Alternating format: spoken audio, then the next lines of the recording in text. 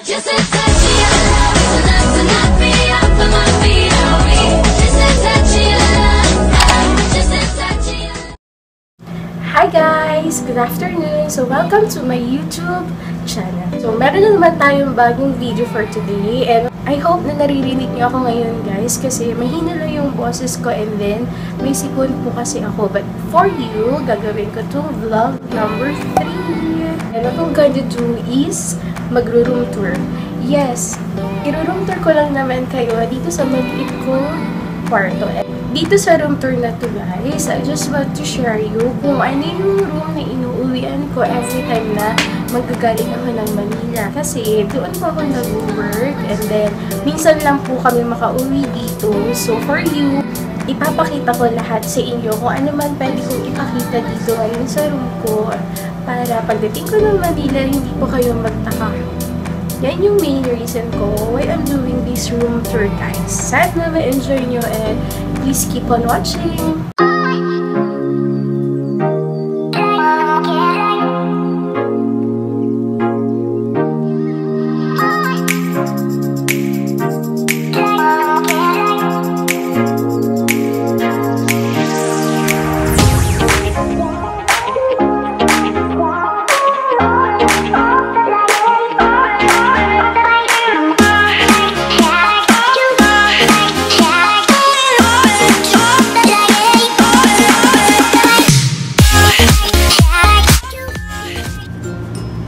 Yan guys, so papakita ko ngayon kung saan po ako nag-feel.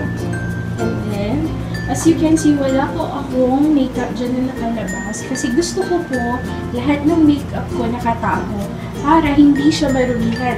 Kasi minsan po nangyayari, nagkakaalikabok sila. So what I do is, papakita ko po sa inyo. So ayan, dito sa first drawer ko, papakita ko sa inyo kung anong mga laman na to.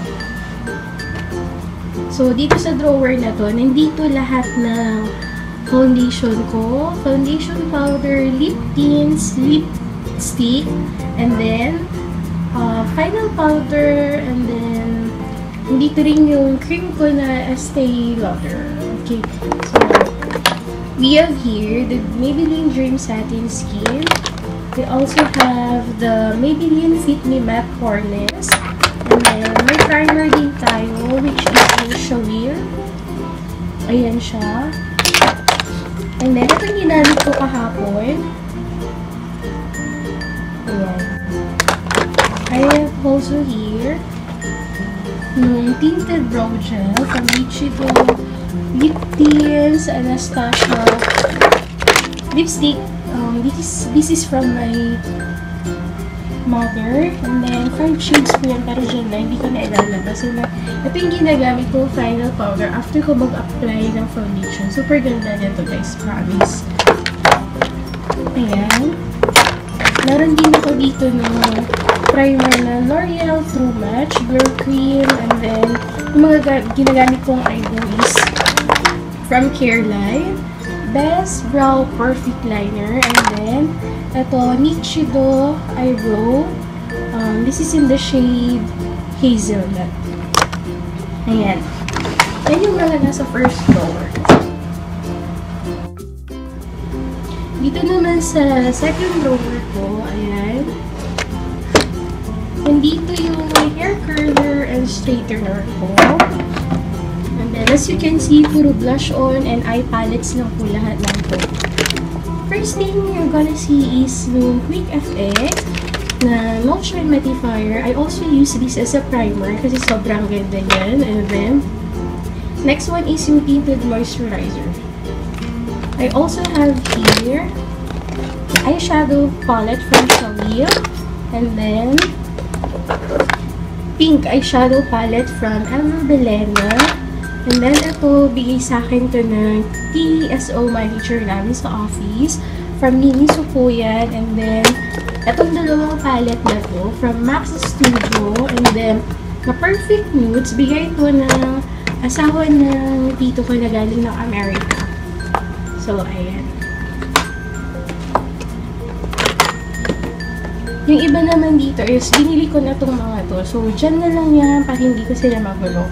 ito yung ginamit ko kahapon, which is the Nichido Le Shade Tomato. Sobrang ganda nito guys. I-try nyo, promise. Ayan. So, yan lang naman yung mga laman ng second drawer ko. Next is, dun tayo sa mga brushes ko. Ayan. Ayan, dito ko nilalagay yung mga brushes ko. As you can see, kakanti pa lang sila kasi ayokong gumagamit ng sobrang daming brushes kung hindi ko naman lahat nagagamit or kailangan. So, ang nandito lang ngayon na brushes ko is yung kay Mommy, and which is the Uncute brushes. And then, I have also here the Real Techniques sponge, which is ginagamit ko na pang final, kumbaga for perfection na lang after ng foundation. Ayan lang yun. And then, I just want to share yun naman guys kung ano yung mga favorite kong perfumes. Number 1 dyan is yung Bulgari. Ayan. So you can see, ubos na itong first bottle ko. And then, bigay naman to ng pinsan ko. Ayan. Nagpabili ako sa kanya kasi sobrang mahal dito sa Pilipinas. And then, another one is, ito namang Bulgari din, which is yung Rose Essential. Sobrang bango din yan, guys. And another one is ayan.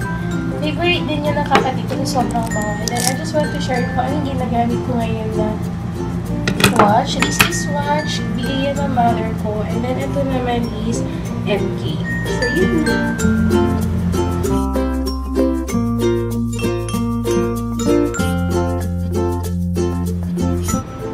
Ayan guys, so ito naman ipapakita sa inyo ngayon kung ano yung nandito sa babalaking drawer.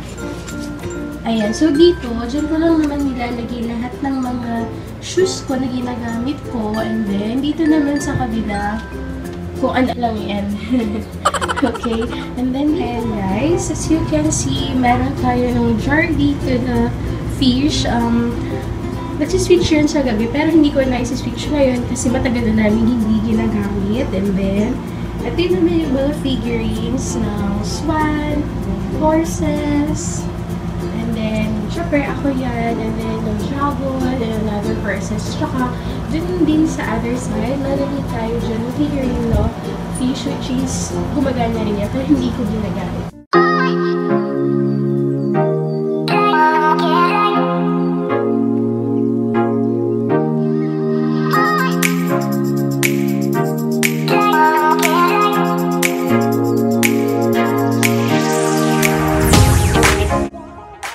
Ayan guys, kung nakikita nyo, sobrang laki na cabinet na yan. And sobrang laki din, syempre, nung salamin niya. So, dito, pwedeng-pwede kayo mag-OOTD. Pwede nyo dito ipakita yung outfit nyo. Ayan.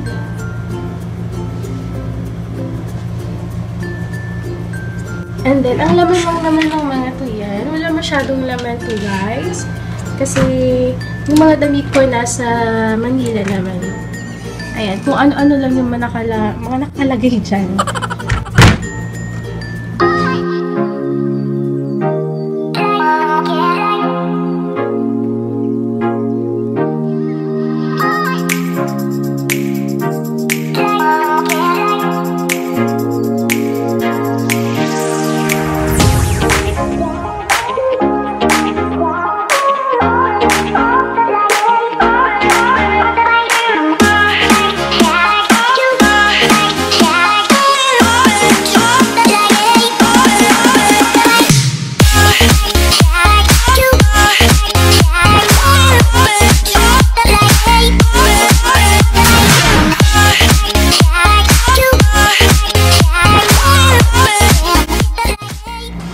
Ayan guys, so tapos na tayo dito sa munting room tour ko. And if you like this video, please give it a thumbs up. And then, kung hindi ka pa nakapag-subscribe, please click the subscribe button here and the bell icon para every time na may new video ako, ma-notify ka. Yun lang for today guys. And thank you and God bless. Bye!